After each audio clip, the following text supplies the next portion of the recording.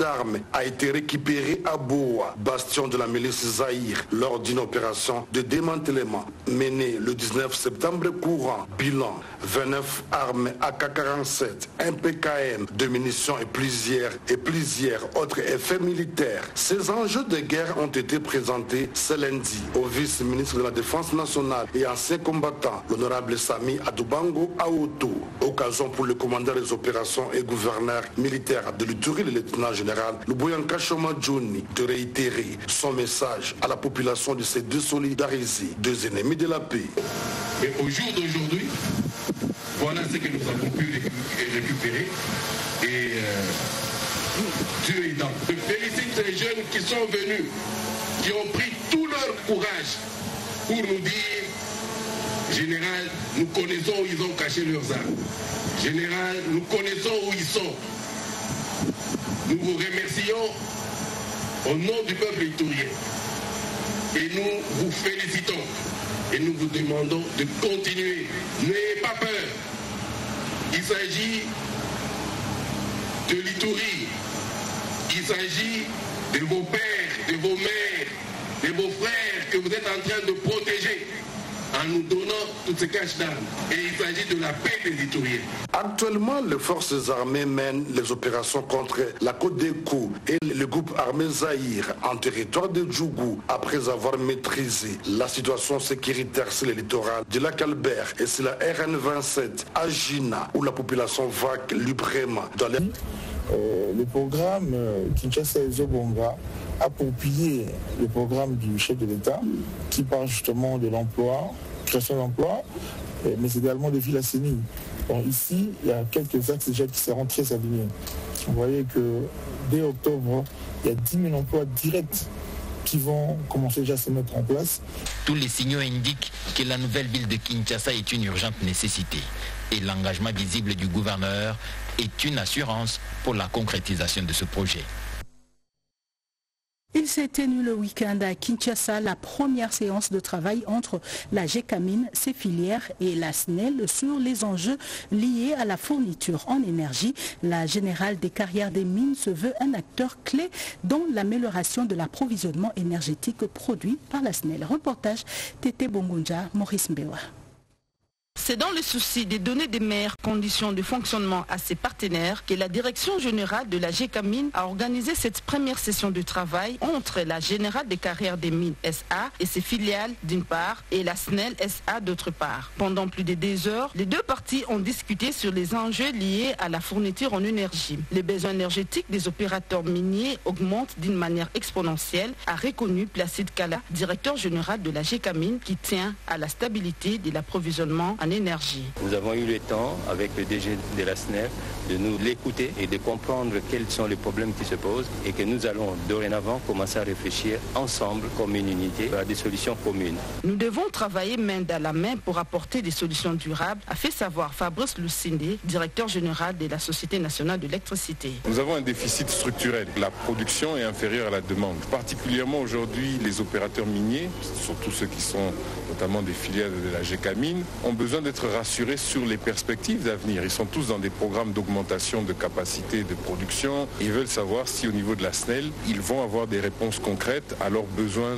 d'approvisionnement en énergie. C'est un intrant indispensable. Sans énergie, on ne fait pas tourner de machine. Mais aujourd'hui, on voulait, ensemble, avec mon collègue, les DGA de toutes les autres filiales de la GECAMIN, poser sur la table la question de l'approvisionnement en électricité, mais surtout les solutions à court, moyen et long terme. La question d'approvisionnement énergétique demeure un problème réel en RDC. La GECAMIN tient à apporter sa pierre pour l'amélioration de la fourniture. Relocaliser temporairement les milieux carcéraux des enfants, la première ministre a donné des instructions claires à ce sujet à la ministre des Droits humains. Actuellement, les enfants sont détenus dans des amigos dans des conditions infrahumaines. Le premier président de la Cour de cassation était associé à cette réunion. Reportage Jemima Mbugo. Au moment où son gouvernement désengorge les prisons, la chef du gouvernement ouvre un autre front pour s'occuper des conditions carcérales des enfants en conflit avec la loi. Dans un premier temps, les 5 tribunaux pour enfants de la ville de Kinshasa font partie de cette analyse conformément aux engagements du président de la République, Félix-Antoine Tshisekedi Tshilombo, à œuvrer pour la restauration d'un état de droit. Le gouvernement prévoit de rétablir les enfants dans leurs conditions normales, c'est-à-dire on va relocaliser temporairement les milieux carcérales, là où se trouvent les enfants, on va les mettre dans de bonnes conditions, on va les nourrir, les envoyer des psychologues et tout, donc il y aura une prise en charge respectable. Associé à cette séance de travail, le premier président de la Cour de cassation tient mordicus à la fin des conditions infrahumaines pour la détention des enfants. C'est une situation urgente qui concerne les droits de ces enfants. Et c'est pour ça que nous sommes venus rencontrer Excellence Madame la Première ministre pour échanger avec elle sur une solution urgente qu'il faut porter à cette question. Comment trouver un endroit où loger ces enfants qui sont en difficulté déjà avec la loi pour les encadrer et voir comment ne pas dupliquer la délinquance. Le gouvernement envisage aussi résoudre la même situation au niveau des provinces dans les prochains jours. La question de la rénovation des infrastructures pénitentiaires pour une bonne administration de la justice juvénile est portée à bras-le-corps par le gouvernement. La mise en œuvre des différentes réformes au sein des institutions de la RDC, l'ANAPI, Agence nationale pour la promotion des investissements, a organisé un séminaire de renforcement des capacités des unités des suivis de cette réforme. C'était sous la direction du directeur général intérimaire Bruno Chibango. Reportage. Renforcement des capacités des unités de suivi des réformes gouvernementales du climat des affaires, l'ANAPI et plus d'une cinquantaine d'experts sont en retraite de 4 jours à Vénus Village dans la commune de Lantsele.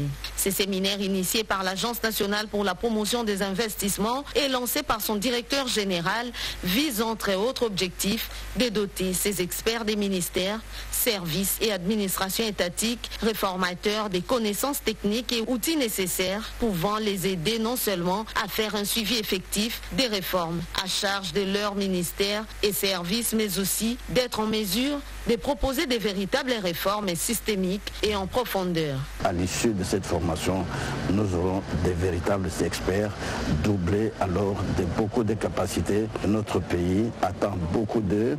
Le président de la République lui-même attend beaucoup d'eux parce que notre pays ne peut pas avancer, avoir suffisamment d'investisseurs si le climat des affaires n'est pas assaini. La nouvelle feuille de route consolidée par les services techniques de l'ANAPI a été transmise au vice-premier ministre et ministre du Plan et de la coordination de l'aide au développement qui devrait dans un futur proche convoquer la réunion du comité de pilotage du groupe thématique climat des affaires, partenariat public-privé, promotion des investissements et de l'emploi, en vue de son examen et sa validation au niveau de cette instance ministérielle. La Commission nationale communication et marketing de la FEC a effectué sa rentrée le week-end dernier.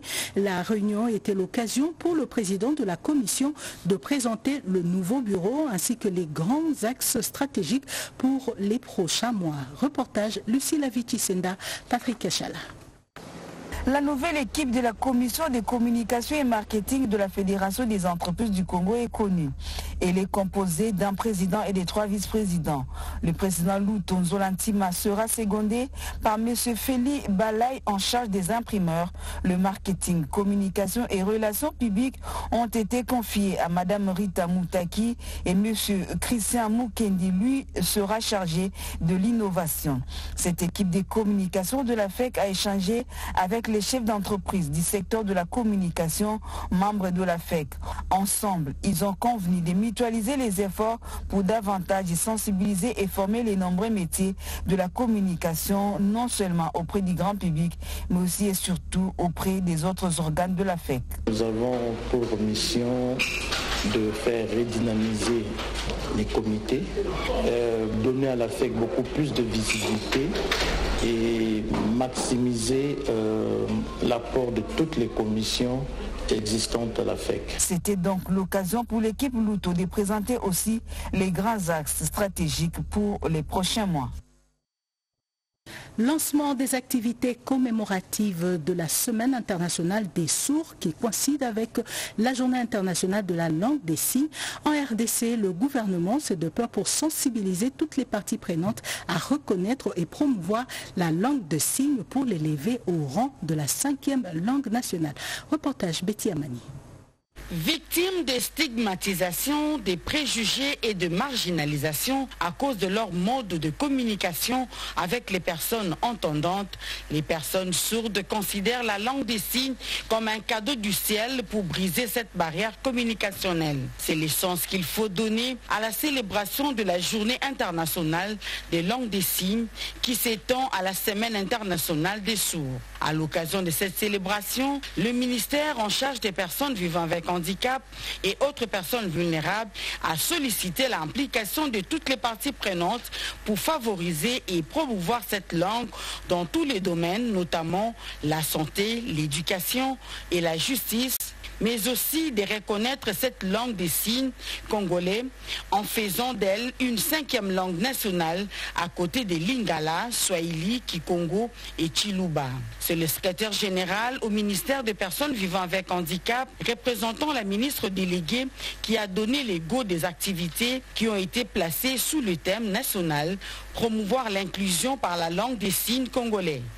Il s'agit de l'engagement du gouvernement à promouvoir la vision sur l'inclusion sociale à travers la langue des signes. Les interventions entendues ont tourné autour de l'importance de cette langue des signes congolais dans plusieurs domaines pour favoriser l'inclusion sociale des sourds. Autre temps fort de cette cérémonie, c'était la présentation du dictionnaire de la langue des signes congolais, outil indispensable pour briser la barrière communicationnelle, et des témoignages des personnes sourdes victimes de violences basées sur le genre dans la société. Et pour terminer, les membres de l'association socio-culturelle Twibunga ont honoré ses filles et fils élevés en dignité. C'était le dimanche à Kinshasa. Rikinzuzi Loya Mayawel, Cédric Kenina ont signé son reportage. Une cérémonie haute en couleur mettant en avant-plan la culture Bahemba, sortie des racines traditionnelles qui écument les territoires de Kongolo et Nyunzu dans les Tanganyika. Moment festif certes, de partage et de pure grâce divine pour l'élévation en dignité de certains membres de l'association culturelle Twibunga. Il y en a qui ont été élus sénateurs, députés nationaux, députés provinciaux, gouverneurs de province. Il fallait exprimer la joie à leur endroit. Ils ont reçu les charges publiques par voie de nomination. Ils ont été vice-premiers ministres, ministres, mandataires publics dans les différentes structures étatiques. Nous les avons conscientisés et ne pas décevoir les chefs de l'État qui les a nommés à différents postes de responsabilité. Députés nationaux, provinciaux, sénateurs, gouverneurs de province, bref, ceux qui ont reçu un mandat électif et nomination par ordonnance présidentielle ont reçu les encouragements de toute la communauté qui, du reste, n'a pas manqué de remercier le chef de l'État Félix-Antoine Tshisekedi pour ce choix combien judicieux. Au finish, les orphelins réunis du Grand Katanga ont offert un tableau au président du comité directeur des Twibunga, Baudouin Kitenge, en guise de reconnaissance de bienfaits. Par ailleurs, 2 membres du gouvernement central ont été représentés à cette cérémonie. Il s'agit du vice-premier ministre, ministre du Plan, Guylain Nyembo, et le ministre des Ressources hydrauliques, Teddy Luamba. Et c'est la fin de ce journal. Merci de l'avoir suivi. Sylvie Makumbani était à la rédaction. Le prochain rendez-vous d'actualité, c'est tout à l'heure à 23h avec Jemima Mongo. Très bonne suite de programme sur la RTNC.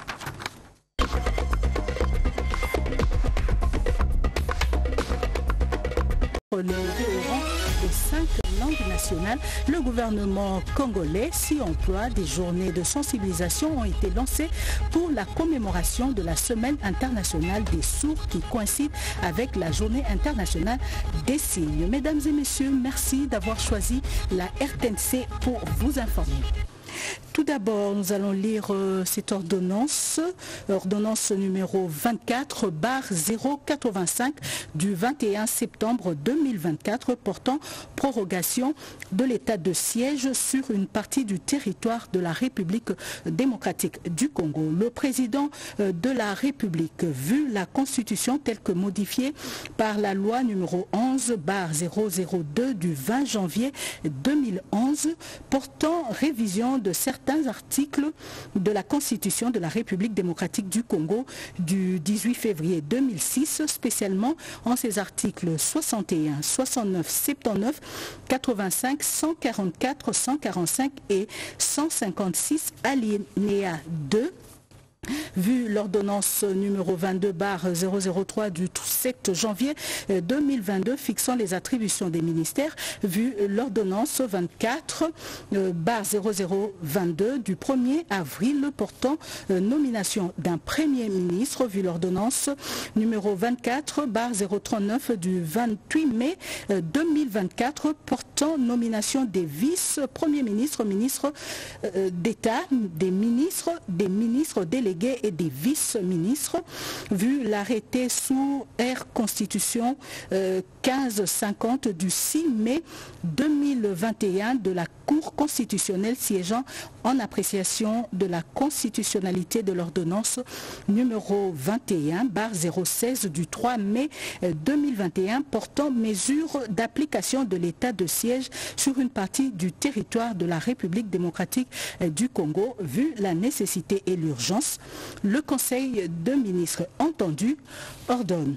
Article 1er est prorogé pour une période de 15 jours prenant cours le 24 septembre 2024, l'ordonnance numéro 21/015 du 3 mai 2021, tel que complété à ce jour portant proclamation de l'état de siège sur une partie du territoire de la République démocratique du Congo. Article 2, sont abrogées toutes les dispositions antérieures contraires à la présente ordonnance.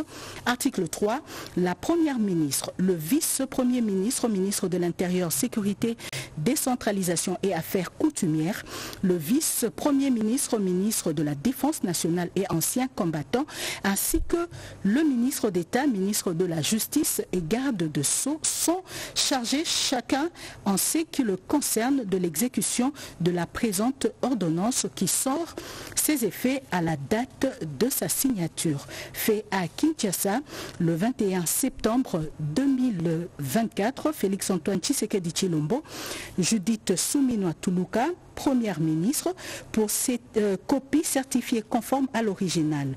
Le cabinet du président de la République pour le directeur de cabinet en mission, Olivier Mondongue Bogado, directeur de cabinet adjoint. 29 armes et plusieurs munitions découvertes dans le bastion de la milice Zaïre, une démonstration de l'armée régulière qui témoigne la collaboration entre les FARDC et la population. Reportage Junior Selemani. Les forces armées de la République démocratique du Congo en est plus que déterminées à mettre fin à l'activisme des groupes armés. Grâce à la collaboration avec la population locale, une cache d'armes a été récupérée à Boa, bastion de la milice Zaïre, lors d'une opération de démantèlement menée le 19 septembre courant. Bilan, 29 armes AK-47, un PKM, de munitions et plusieurs autres effets militaires. Ces enjeux de guerre ont été présentés ce lundi au vice-ministre de la Défense nationale et ancien combattant, l'honorable Sami Adoubango Aoto. Occasion pour le commandant des opérations et gouverneur militaire de l'Ituri, le lieutenant général Luboyanka Choma Johnny, de réitérer son message à la population de se désolidariser, deux ennemis de la paix. Mais au jour d'aujourd'hui, voilà ce que nous avons pu récupérer. Et Dieu est dans. Je félicite les jeunes qui sont venus, qui ont pris tout leur courage pour nous dire, général, nous connaissons où ils ont caché leurs armes. Général, nous connaissons où ils sont. Nous vous remercions au nom du peuple iturien. Et nous vous félicitons. Et nous vous demandons de continuer. N'ayez pas peur. Il s'agit de l'Itourie. Il s'agit de vos pères, de vos mères, de vos frères que vous êtes en train de protéger en nous donnant toutes ces caches d'armes. Et il s'agit de la paix des Itouriens. Actuellement, les forces armées mènent les opérations contre la Côte des Cous et le groupe armé Zaïre en territoire de Djougou après avoir maîtrisé la situation sécuritaire sur le littoral de lac Albert et sur la RN27 à Gina où la population vague librement dans leurs occupations sous la protection des forces armées de la République démocratique du Congo. Vice-premier ministre de l'Intérieur a reçu ce lundi une délégation du Haut Commissariat des Nations Unies pour les réfugiés. Le HCR sollicite la collaboration du gouvernement congolais pour la stabilité des 6 millions de déplacés à l'intérieur du pays. Reportage Bobo Anan Mukondi.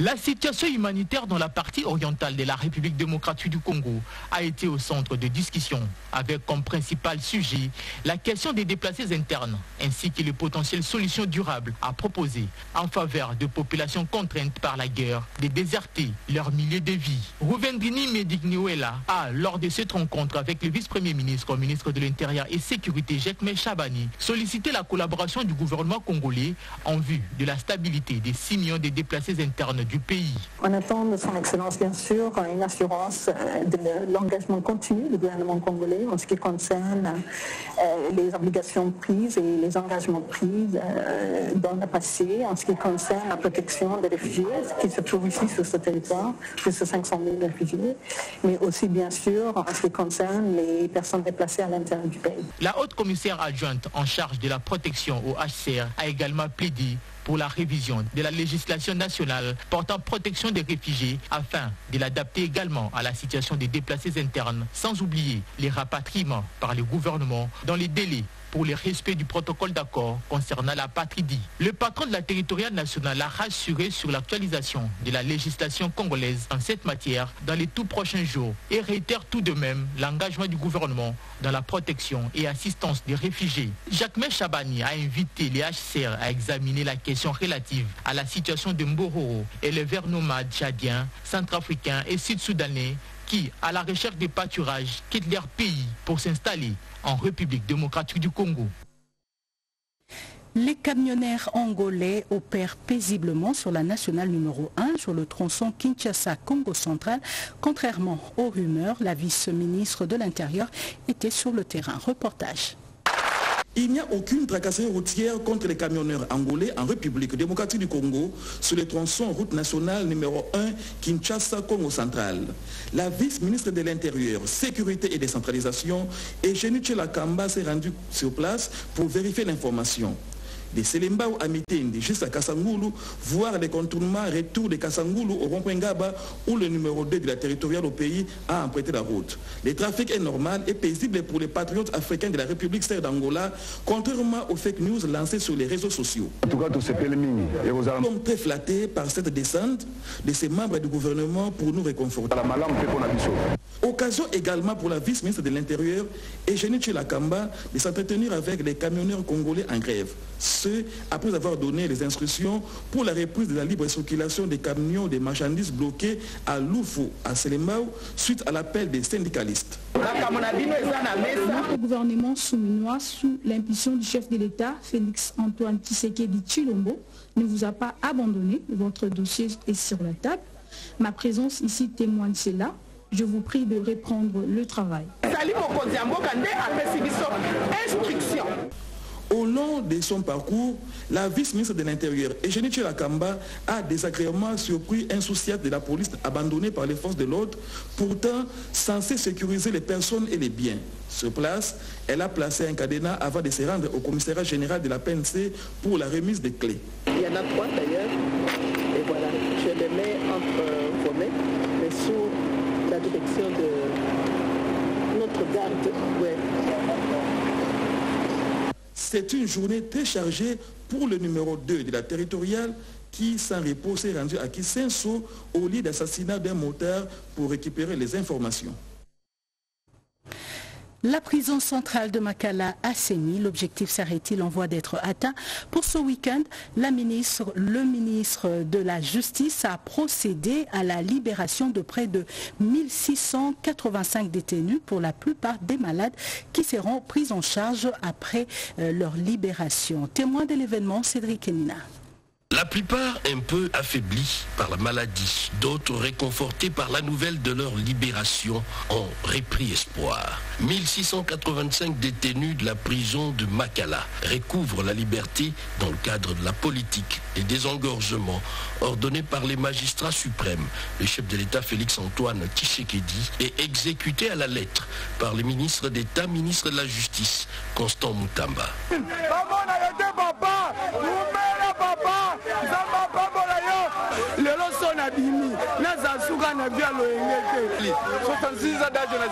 Avec mes 66 ans, c'est la première fois que je fasse la prison. Mais avec cette grâce, je suis très content. Loin de leur cellule, ces désormais ex-pensionnaires des Makala vont bénéficier des soins de santé appropriés pour leur réintégration dans la communauté.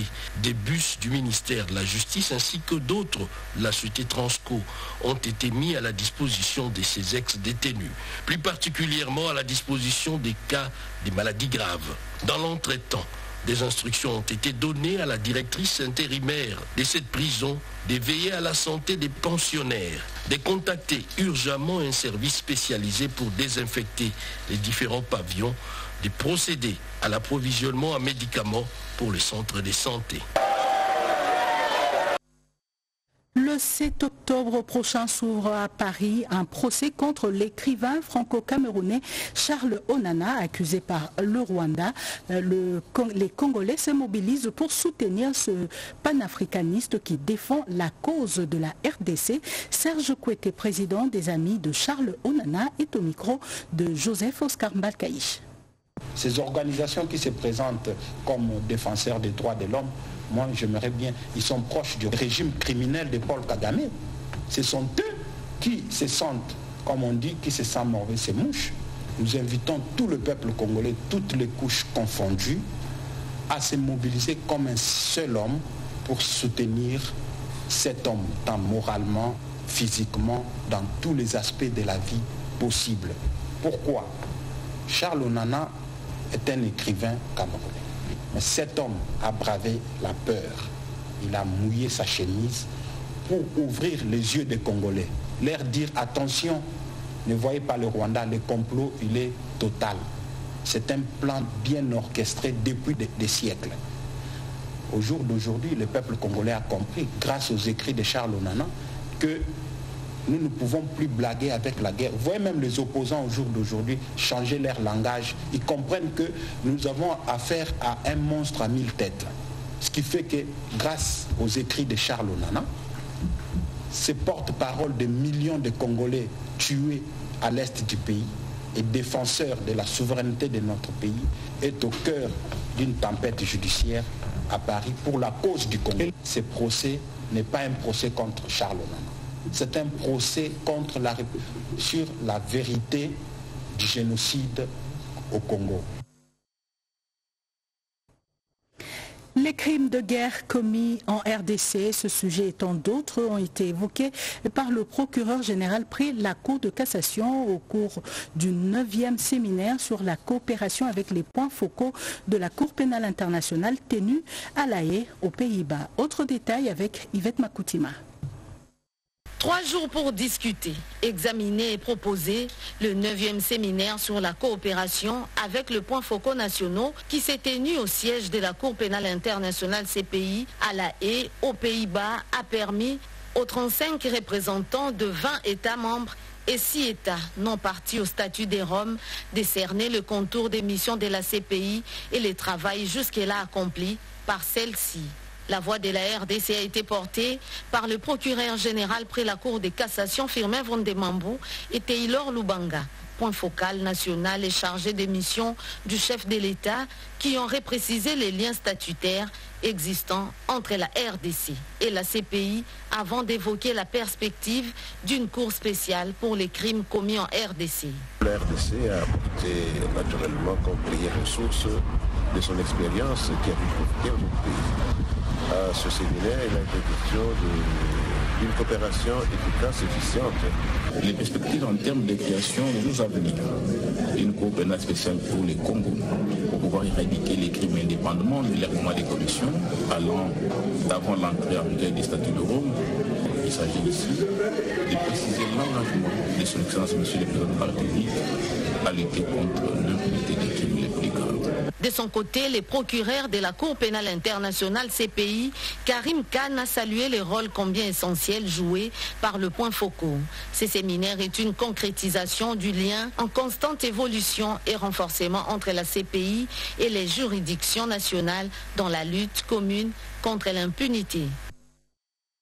Au Sénat, le président Samalou Konde Kyenge a reçu ce lundi les 26 présidents des assemblées provinciales de la RDC d'une part et d'autre part le gouverneur de la province de Tanganyika.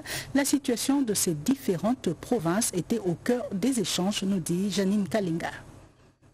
Reçu en première position par le président du Sénat Jean-Michel Samalou Konde Kyenge, le président des assemblées provinciales affirme être venu soumettre au speaker du Sénat le problème auquel sont confrontées leurs assemblées respectives sur l'ensemble du territoire national. Alain Tchousungu Ntumba, président de l'assemblée provinciale du Kasaï, a fait office de chef de cette délégation. Nous avons le problème de la rétrocession pour nos provinces. C'est de tout ça qu'ils sont venus soumettre à la première institution en termes de préséance au président du Sénat pour qu'il puisse voir tant soit peu comment ça peut être traité à un certain niveau. Nous sortons avec un sentiment de satisfaction parce qu'il a rencontré le problème qu'il connaissait déjà depuis, parce que déjà intéressé ou soit vu par nos sénateurs qui nous accompagnent, que vous voyez. Alors, il a réservé une suite favorable. Il nous a promis qu'à ce niveau, il va continuer à faire le suivi.